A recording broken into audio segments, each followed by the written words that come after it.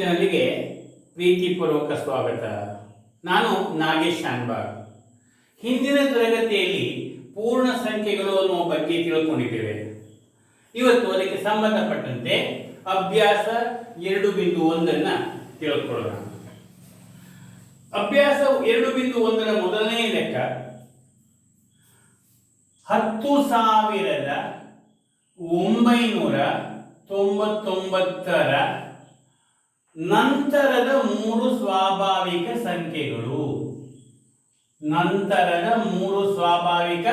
ಸಂಖ್ಯೆಗಳು. ನಾನು ಏನು ಹೇಳಿದ್ದೆ ನಿಮಗೆ? ಕೊಟ್ಟ ಸಂಖ್ಯೆಗೆ ಒಂದನ್ನು ಕೂಡಿಸಿದ್ರೆ ಅದರ ಮುಂದಿನ ಸಂಖ್ಯೆ ಬರ್ತದೆ. ಆ ಬಂದಂತ ಸಂಖ್ಯೆಗೆ ಪುನಃ ಒಂದನ್ನು ಕೂಡಿಸಿದ್ರೆ ಅದರ ಮುಂದಿನ ಸಂಖ್ಯೆ ಬರ್ತದೆ. ಆದ್ದರಿಂದ ನಾವೀಗ 10,999ಕ್ಕೆ ಒಂದನ್ನು ಕೂಡಿಸೋಣ.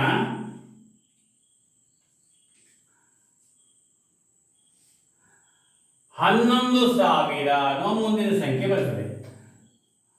11,000 ಇದಕ್ಕೆ ಪುನಃ ಒಂದನ್ನು ಕೂಡಿಸೋಣ. 11,001 ಅದರ ನಂತರದ ಸಂಖ್ಯೆ. 11,001ಕ್ಕೆ ಪುನಃ ಒಂದನ್ನು ಕೂಡಿಸೋಣ. 11,001ಕ್ಕೆ ಪುನಃ ಒಂದನ್ನು ಕೂಡಿಸೋಣ. 11,002 ಅಂದ್ರೆ 10,999 ನಂತರದ 3 ಸ್ವಾಭಾವಿಕ ಸಂಖ್ಯೆಗಳು 11,000, 11,001,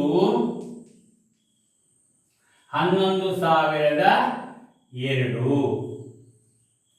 ನಮಗೆ ಗೊತ್ತಿದೆ ಯಾವ ಸಂಖ್ಯೆ ಕೊಟ್ಟರು ಅದಕ್ಕೆ ಒಂದನ್ನು ಕೂಡಿಸಿದ್ರೆ ಮುಂದಿನ ಸಂಖ್ಯೆ ಸ್ವಾಭಾವಿಕ ಸಂಖ್ಯೆ ಬರ್ತದೆ. ಹಾಗೆಯೇ 10,001 ಇದರ ಹಿಂದಿನ ತಕ್ಷಣದಲ್ಲಿರುವ ಹಿಂದಿನ 3 ಸಂಖ್ಯೆಗಳನ್ನು ಬರೆಯಿರಿ. ಹಿಂದಿನ 3 ಪೂರ್ಣ ಸಂಖ್ಯೆಗಳನ್ನು ಬರೆಯಿರಿ. ಹಿಂದಿನದ್ದು ಬರಬೇಕಾದ್ರೆ ಏನ್ ಮಾಡಬೇಕು? ಒಂದನ್ನು ಕಳಿಬೇಕು. ಮುಂದಿನದ್ದು ಬರಬೇಕಾದ್ರೆ ಒಂದನ್ನು ಕೂಡಿಸಬೇಕು. ಕೂಡಿಸಿ ಕಳೆದಾಗ 0 0 0 0 1. 10,000. 10,001 ಹಿಂದಿನ ಸಂಖ್ಯೆ 10,000. 10,000ಕ್ಕಿಂತಲೂ ಹಿಂದೆ ಯಾವುದಿದೆ ಕೇಳಿದ್ರೆ ಒಂದನ್ನು ಕಳೆಯಿರಿ. ಈ ಕಳೆಯುವಾಗ ನಮ್ಗೆ ಗೊತ್ತಿದೆ 10ರಿಂದ ಈಚೆ 1, ಇಲ್ಲಿ 9, ಇಲ್ಲಿ 0 ಆಗ್ತದೆ 9, ಇಲ್ಲಿ 1 ಬಂದ ತಕ್ಷಣ ಇಲ್ಲಿ 9, ಇಲ್ಲಿ ಈಚೆ ಬಂದ ತಕ್ಷಣ ಇಲ್ಲಿ 9. 10ರಲ್ಲಿ 1 ಕಳೆದ್ರೆ 9, 9ರಲ್ಲಿ ಏನು ಕಳೆಯಲಿಕ್ಕಿಲ್ಲ 9, 9ರಲ್ಲಿ ಏನು ಕಳೆಯಲಿಕ್ಕಿಲ್ಲ 9, 9ಕ್ಕೆ 9. 9,999. ಅದಕ್ಕೂ ಹಿಂದಿನ ಸಂಖ್ಯೆ 9,999ರಲ್ಲಿ ಒಂದನ್ನ ಕಳೆದ್ರೆ 9ರಲ್ಲಿ 1 ಕಳೆದ್ರೆ 8, 9 9 9 9,998. 10,001 ಹಿಂದಿನ ಸಂಖ್ಯೆ 3 ಕ್ರಮವಾದ ತಕ್ಷಣದಲ್ಲಿ ಬರುವಂತವು 10,000, 9,999, 9,998. ಈಗ ನಮಗೆ ಮುಂದಿನ ಮತ್ತು ಹಿಂದಿನ ಸಂಖ್ಯೆಯನ್ನು ನಾವು ಹಿಂದಿನ ತರಗತಿ ಕಲಿತುಕೊಂಡದನ್ನ ಈ ಅಭ್ಯಾಸದಲ್ಲಿ ಹೇಗೆ ನಾವು ಅದನ್ನು ಬರೀಬೇಕು ಅನ್ನೋದು ಮತ್ತೊಮ್ಮೆ ತಿಳ್ಕೊಂಡಾಗಾಯ್ತು. ಈಗ ನಮಗೆ ಪುನಃ ಮುಂದಿನ ಒಂದು ಲೆಕ್ಕ ಇದೆ. ಅತ್ಯಂತ ಚಿಕ್ಕ ಪೂರ್ಣ ಸಂಖ್ಯೆ ಯಾವುದು? ನಮಗೆ ಪೂರ್ಣ ಸಂಖ್ಯೆ ಆರಂಭ ಆಗುವುದು ಎಲ್ಲಿಂದ ಅಂತ ಗೊತ್ತಿದೆ. 1ರಿಂದ ಆರಂಭ ಆದರೆ ಅದು ಸ್ವಾಭಾವಿಕ ಸಂಖ್ಯೆ ಆಗ್ತದೆ. ಸ್ವಾಭಾವಿಕ ಸಂಖ್ಯೆಗಿಂತ ಮೊದಲು ಒಂದು 0 ಬಂದ್ರೆ ಅದು ಪೂರ್ಣ ಸಂಖ್ಯೆ ಅಂತ ಕರೆಯಲ್ಪಡುತ್ತದೆ. ಆದ್ದರಿಂದ ಅತ್ಯಂತ ಚಿಕ್ಕ ಪೂರ್ಣ ಸಂಖ್ಯೆ 0 ಅನ್ನೋದು ನೆನಪಿಟ್ಕೊಳ್ಬೇಕು. ಇನ್ನು 32 ಎನ್ನುವ ಒಂದು ಪೂರ್ಣ ಸಂಖ್ಯೆ ಮತ್ತು 53 ಎನ್ನುವ ಇನ್ನೊಂದು ಪೂರ್ಣ ಸಂಖ್ಯೆ. ಇವುಗಳ ನಡುವೆ ಎಷ್ಟು ಪೂರ್ಣ ಸಂಖ್ಯೆಗಳಿವೆ? ಈ 2 ಪೂರ್ಣ ಸಂಖ್ಯೆಗಳ ನಡುವೆ ಎಷ್ಟು ಪೂರ್ಣ ಸಂಖ್ಯೆಗಳಿವೆ ನಾವು ಲೆಕ್ಕ ಮಾಡಲಿಕ್ಕೆ ಹೋದ್ರೆ 33, 34, 35, 36, 37, 38, 39, 40, 41, 42, 43, 44, 45, 46, 47, 48, 49, 50, 51, 52. ಇದನ್ನು ಬಿಟ್ಟಾಕಿದ್ದೇನೆ, ಇದನ್ನು ಬಿಡಬೇಕು. ಇದರ ಮಧ್ಯದಲ್ಲಿರುವುದು ಮಾತ್ರ ಬರಿಬೇಕು. 20 ಪೂರ್ಣ ಸಂಖ್ಯೆಗಳಿವೆ. ಇವುಗಳ ನಡುವೆ 20 ಪೂರ್ಣ ಸಂಖ್ಯೆಗಳು ಇವೆ. ಹಾಗೆ 4ನೇ ಲೆಕ್ಕ ನಾವು ನೋಡಿ. ಈಗ 5ನೇ ಲೆಕ್ಕದಲ್ಲಿ ಹೇಳ್ತಾನೆ, ಕೆಳಗಿನ ಸಂಖ್ಯೆಗಳ ಮುಂದಿನ ಸಂಖ್ಯೆಗಳನ್ನು ಬರೆಯಿರಿ. 2, 4, 4, 0, 7, 0, 1. ಅಂದರೆ 7 ಅಂಕಿಯ ಸಂಖ್ಯೆ, ಬಿಡಿಗಳ ಘಟಕ ಅದು ಸಾವಿರಗಳು, ಆಮೇಲೆ ಲಕ್ಷಗಳು. 24,40,701. ಇದು ಮೊದಲನೇ ಅಧ್ಯಾಯದಲ್ಲಿ ನಾವು ತಿಳ್ಕೊಂಡಿದ್ದೇವೆ. ಈಗ ಇದರ ಮುಂದಿನ ಸಂಖ್ಯೆಯನ್ನು ಹೇಳಬೇಕಾದ್ರೆ ಯಾವುದೇ ಕಷ್ಟ ಇಲ್ಲ, ಒಂದನ್ನು ಕೂಡಿಸಿ ಬಿಡಿ, 2 ಆಗ್ತದೆ. 0, 24,40,702. ಆಮೇಲೆ 1, 0, 0, 1, 9, 9, 1,199. ಇದಕ್ಕೂ ಒಂದನ್ನು ಕೂಡಿಸಿ ಆಗ ಮುಂದಿನ ಸಂಖ್ಯೆ ಬರ್ತದೆ 200, 1,200,000. ಹಾಗೆ 10,99,999. ಅದರ ಮುಂದಿನ ಸಂಖ್ಯೆ 11,00,000. ಹಾಗೆ 23,45,671. ಅಂದ್ರೆ 23,45,671 ಮುಂದಿನ ಸಂಖ್ಯೆ ತಿಳ್ಕೊಂಡಿದ್ದೇವೆ. 6ನೇ ಲೆಕ್ಕಕ್ಕೆ ಹೋಗೋಣ. ಹಿಂದಿನ ಸಂಖ್ಯೆ ಬರೆ. ಹಿಂದಿನ ಸಂಖ್ಯೆ ಮುಂದಿನ ಸಂಖ್ಯೆಗೆ ಹೋಗ್ಬೇಕಾದ್ರೆ ಕೂಡಿಸಬೇಕು. ಹಿಂದಿನ ಸಂಖ್ಯೆಗೆ ಹೋಗ್ಬೇಕಾದ್ರೆ ಏನ್ ಮಾಡಬೇಕು? ಕಳಿಬೇಕು. ಸರಿ, ಕಳಿಬೇಕು. ಈಗ 94 ಎನ್ನುವ ಒಂದು ಸಂಖ್ಯೆ, ಒಂದನ್ನು ಕಳೆದ್ರೆ 4ರಲ್ಲಿ 1 ಕಳೆದ್ರೆ 93 ಅದರ ಹಿಂದಿನ ಸಂಖ್ಯೆ. 10,000 ಎನ್ನುವ ಒಂದು ಸಂಖ್ಯೆ, ಅದರ ಹಿಂದಿನ ಸಂಖ್ಯೆ, ಒಂದನ್ನು ಕಳಿ 10ರಲ್ಲಿ 9,999 9,999 ಅದರ ಹಿಂದಿನ ಸಂಖ್ಯೆ. ಹಾಗೆ 2,08,090 ಅಂತಿದೆ. 90ರ ಹಿಂದಿನ ಸಂಖ್ಯೆ 1 ಕಳೆಯಿರಿ 89 ಆಗ್ತದೆ. ಅಂದರೆ 2,08,089. ಹಾಗೆ 76,54,321 ಇದೆ. 1 ಕಳೆದ್ರೆ 20 ಬರ್ತದೆ. 76,54,320. ಸರಿ, ಇದೆಲ್ಲ ನಿಮ್ಗೆ ಅರ್ಥ ಆಯಿತು.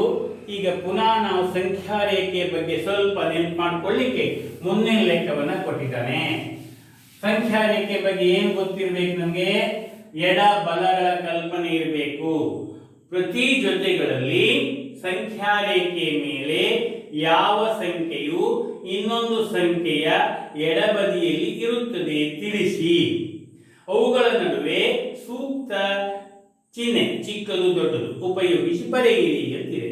ಈಗ ನಮಗೆ ಸಂಖ್ಯಾ ರೇಖೆಯನ್ನು ನೆನಪಿಟ್ಕೊಳ್ಳಿ, ಮಾಡ್ಕೊಳ್ಳಿ. ಒಂದು ಸಂಖ್ಯಾ ರೇಖೆ ನಮ್ಮ ಮನಸ್ಸಿನಲ್ಲಿ ನಾವು ನೋಡಬೇಕು. ಸಂಖ್ಯಾ ರೇಖೆ ಹೇಗಿರ್ತದೆ? ಈ ಸಂಖ್ಯಾ ರೇಖೆಯಲ್ಲಿ ಏನು ಸಮಾನವಾದ ಭಾಗಗಳು, ಆಮೇಲೆ ಅದು 0, 1, 2, 3, 4 ಹೀಗೆ 5, 6, 7, 8 ಹೀಗಿರ್ತದೆ. ಇಲ್ಲಿ ಇದು ಎಡಬದಿ, ಇದು ಬಲಬದಿ. ಬಲಬದಿ ಹೋದ ಹಾಗೆ ಸಂಖ್ಯೆಗಳ ಬೆಲೆ ಹೆಚ್ಚಾಗ್ತಾ ಹೋಗ್ತದೆ, ದೊಡ್ಡ ಸಂಖ್ಯೆ ಬರ್ತದೆ.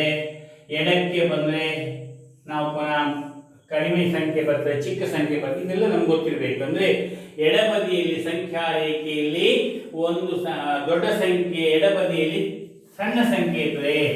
ಬಲಬದಿಯಲ್ಲಿ ದೊಡ್ಡ ಸಂಖ್ಯೆಯು ಎಡಬದಿಯಲ್ಲಿ ಚಿಕ್ಕ ಸಂಖ್ಯೆ ಇರ್ತದೆ. ಇದು ನಾವು ನೆನಪಿಸಿಕೊಂಡು ಈ ಅಭ್ಯಾಸದ ಈ ಲೆಕ್ಕವನ್ನು ಬಿಡಿಸಬೇಕು. 530 ಮತ್ತೆ 503. ನಮಗೆ ದೊಡ್ಡ ಸಂಖ್ಯೆ ಯಾವುದು ಕೂಡಲೇ ಗೊತ್ತಾಗ್ತದೆ. 530 ದೊಡ್ಡದು, ಆದ್ರಿಂದ ಅದು ಬಲಕ್ಕಿರ್ತದೆ. ಎಡಬದಿಯಲ್ಲಿ ಯಾವುದಿರ್ತದೆ? ಎಡಬದಿಯಲ್ಲಿ 503 ಇರ್ತದೆ. ಯಾವ ಸಂಖ್ಯೆಯು ಇನ್ನೊಂದು ಸಂಖ್ಯೆಯ ಈಗ ನಾವು ಬರೀ 503 ಇದು 530ರ ಎಡಬದಿಯಲ್ಲಿರುತ್ತದೆ. ಯಾಕೆ ಎಡಬದಿಯಲ್ಲಿರುತ್ತದೆ? ಅದು ಚಿಕ್ಕ ಸಂಖ್ಯೆ, ದೊಡ್ಡ ಸಂಖ್ಯೆ ಬಲಕ್ಕೂ ಇರ್ತದೆ, ಚಿಕ್ಕ ಸಂಖ್ಯೆ ಎಡಕ್ಕಿರ್ತದೆ. ಈಗ ಪುನಃ ಇದನ್ನ ಬರೆದು ಚಿಹ್ನೆಯನ್ನ ಹಾಕಿದ್ರೆ ಮೊದಲು ಕೊಟ್ಟಿರುವಂತ ಸಂಖ್ಯೆ ದೊಡ್ಡದಾದ್ರಿಂದ ದೊಡ್ಡದು ಚಿಹ್ನೆಯನ್ನು ಹಾಕಬೇಕು. ದೊಡ್ಡದು ಚಿಹ್ನೆಯನ್ನ ಹಾಕಬೇಕು. ಬಿ ಲೆಕ್ಕವನ್ನು ನೋಡಿ. ಬಿ ಲೆಕ್ಕವನ್ನೇನು ಕೊಟ್ಟಿದ್ದಾನೆ? 370 307. ನಮ್ಗೆ ಗೊತ್ತಾಯ್ತು ಇದು ದೊಡ್ಡ ಸಂಖ್ಯೆ, ದೊಡ್ಡ ಚಿಹ್ನೆಯನ್ನು ಹಾಕಬೇಕು. ಈಗ ಚಿಕ್ಕ ಸಂಖ್ಯೆ ಎಡಬದಿಯಲ್ಲಿರ್ತದೆ 307, ಇದು 370ರ ಎಡಬದಿಯಲ್ಲಿ ಇರುತ್ತದೆ. ಇನ್ನೊಂದು ಲೆಕ್ಕವನ್ನು ನೋಡಿ. ಸಿ 98,765 ಮತ್ತೆ 56,789. ನಮ್ಮ ಕೂಡಲೇ ಓದುವಾಗಲೇ ಅರ್ಥ ಆಯಿತು. 98,000 56,000 ಇದು ದೊಡ್ಡದು ಅಂತ ಗೊತ್ತಾಯಿತು. ದೊಡ್ಡದು ಚಿಹ್ನೆಯನ್ನು ಹಾಕಿ ಈಗ ಹೇಳುವಾಗ ಏನು ಹೇಳಬೇಕು? ಚಿಕ್ಕ ಸಂಖ್ಯೆ ಇದು 56,789, ಇದು 98,765ರ ಎಡಬದಿಯಲ್ಲಿರುತ್ತದೆ. ಎಡಬದಿಯಲ್ಲಿ ಇರುತ್ತದೆ. ಡಿ 98,30,415. ಇದು 7 ಅಂಕಿಯ ಸಂಖ್ಯೆ. ಈಗ ಇನ್ನೊಂದು 8 ಅಂಕಿಯ ಸಂಖ್ಯೆ ಕೊಟ್ಟಿದ್ದಾನೆ. 1 0 0 2 3 0 0 1. ಈಗ ಸ್ಥಾನಗಳನ್ನು ನಾವು ಗುರುತು ಮಾಡಿದ್ರೆ ಬಿಡಿ ಘಟಕ 1000, ಆಮೇಲೆ ಲಕ್ಷ, ಕೋಟಿ. 1,23,001. ಇದು 7 ಅಂಕಿಯ ಸಂಖ್ಯೆ, ಅದು 8 ಅಂಕಿಯ ಸಂಖ್ಯೆ. ಅದರಿಂದ 8 ಅಂಕಿಯ ಸಂಖ್ಯೆ ದೊಡ್ಡದು, ಇದು ಚಿಕ್ಕದು. ಆದ್ದರಿಂದ ಇಲ್ಲಿ ಚಿಕ್ಕದು ಚಿಹ್ನೆಯನ್ನು ಹಾಕಬೇಕು. ಆಮೇಲೆ ಏನು ಬರೀಬೇಕು? ಚಿಕ್ಕದನ್ನು ಮೊದಲು ಹೇಳ್ತಾ 98,30,415 ಇದು 1,23,001ರ ಎಡಬದಿಯಲ್ಲಿದೆ. ಎಡಬದಿಯಲ್ಲಿ ಇದೆ. ಈಗ ನಿಮಗೆ ಎಡಬಲದ ಕಲ್ಪನೆ ಮತ್ತೊಮ್ಮೆ ಸ್ಪಷ್ಟವಾಗಿ ಗೊತ್ತಾಗಿದೆ ಅಂತ ತಿಳ್ಕೊಳ್ತೇನೆ. ಈಗ ಮುಂದಿನ ಲೆಕ್ಕಕ್ಕೆ ಹೋಗೋಣ. ಹೇಳಿಕೆಗಳು ಸರಿಯೇ ಅಥವಾ ತಪ್ಪು? ಯಾವುದು ಸರಿ, ಯಾವುದು ತಪ್ಪು? ಹೇಳಿಕೆ ನೋಡಬೇಕು. 1ನೇ ಹೇಳಿಕೆ ಏನು ಹೇಳಿಕೆ ಇದೆ ನೋಡುವ. 0 ಶೂನ್ಯ. 0ಯು ಅತ್ಯಂತ ಚಿಕ್ಕ ಸ್ವಾಭಾವಿಕ ಸಂಖ್ಯೆಯಾಗಿದೆ. ನಮಗೆ ಗೊತ್ತೇ ಇದೆ, ಸ್ವಾಭಾವಿಕ ಸಂಖ್ಯೆಯಲ್ಲಿ 0 ಬರೋದಿಲ್ಲ. ಸ್ವಾಭಾವಿಕ ಸಂಖ್ಯೆ 1ರಿಂದ ಆರಂಭ ಆಗುವುದು. 0 ಅತ್ಯಂತ ಚಿಕ್ಕ ಸ್ವಾಭಾವಿಕ ಸಂಖ್ಯೆ ಅಲ್ಲ. ಅವರು ಹೇಳ್ತಾ ಇರೋದು ತಪ್ಪು. ಆ ಹೇಳಿಕೆ ತಪ್ಪು. 8ನೇ ಲೆಕ್ಕ 399 ಅಂತ ಒಂದು ಸಂಖ್ಯೆ ಕೊಟ್ಟಿದ್ದಾನೆ. ಅದರ ಹಿಂದಿನ ಸಂಖ್ಯೆ 400 ಅಂತ ಕೊಡ್ತಾನೆ. ಅದರ ಹಿಂದಿನ ಸಂಖ್ಯೆ 400. ಇದು ಹಿಂದಿನ ಸಂಖ್ಯೆಯ ಅಲ್ಲ. ಅದೆಂಥ ಸಂಖ್ಯೆ? ಅದು ಮುಂದಿನ ಸಂಖ್ಯೆ. ಅವರ ಹೇಳಿಕೆ ತಪ್ಪಾಗಿದೆ. ಇದು ಹಿಂದಿನ ಸಂಖ್ಯೆ 400 ಅನ್ನುವ ಹೇಳಿಕೆ ತಪ್ಪಾಗಿದೆ. ನೆಕ್ಸ್ಟ್ ಹೇಳ್ತಾನೆ 0ಯು ಅತ್ಯಂತ ಚಿಕ್ಕ ಪೂರ್ಣ ಸಂಖ್ಯೆ. 0ಯು ಅತ್ಯಂತ ಚಿಕ್ಕ ಪೂರ್ಣ ಸಂಖ್ಯೆ. ರೈಟ್, ಅದು ಸ್ವಾಭಾವಿಕ ಸಂಖ್ಯೆ ಅಲ್ಲ, ಅತ್ಯಂತ ಚಿಕ್ಕ ಪೂರ್ಣ ಸಂಖ್ಯೆ. 599ರ ಮುಂದಿನ ಸಂಖ್ಯೆ 600, 599 ಒಂದು ಕೂಡಿಸಿದ್ರೆ 600 ಆಗುವುದು. ಆ ಹೇಳಿಕೆಯೂ ಕೂಡ ಸರಿಯಾಗಿದೆ, ರೈಟ್. ಆಮೇಲೆ ಈ ಎಲ್ಲಾ ಸ್ವಾಭಾವಿಕ ಸಂಖ್ಯೆಗಳು ಪೂರ್ಣ ಸಂಖ್ಯೆಗಳಾಗಿವೆ. ನಮ್ಗೆ ಗೊತ್ತಿದೆ ಎಲ್ಲಾ ಸ್ವಾಭಾವಿಕ ಸಂಖ್ಯೆಗಳು ಪೂರ್ಣ ಸಂಖ್ಯೆಗಳು, ಎಲ್ಲಾ ಪೂರ್ಣ ಸಂಖ್ಯೆಗಳು ಸ್ವಾಭಾವಿಕ ಸಂಖ್ಯೆಗಳಲ್ಲ. ಆದ್ದರಿಂದ ಎಲ್ಲಾ ಸ್ವಾಭಾವಿಕ ಸಂಖ್ಯೆಗಳು ಪೂರ್ಣ ಸಂಖ್ಯೆಗಳಾಗಿವೆ ಅನ್ನುವ ಹೇಳಿಕೆ ರೈಟ್. ಎಫ್ ಎಲ್ಲಾ ಪೂರ್ಣ ಸಂಖ್ಯೆಗಳು ಸ್ವಾಭಾವಿಕ ಸಂಖ್ಯೆಗಳಾಗಿವೆ ಅಂತ ಹೇಳ್ತಾನೆ. ಅದು ಈಗಲೇ ಹೇಳಿದೆ ನಾನು, ಅಲ್ಲ, ಆ ಹೇಳಿಕೆ ತಪ್ಪು.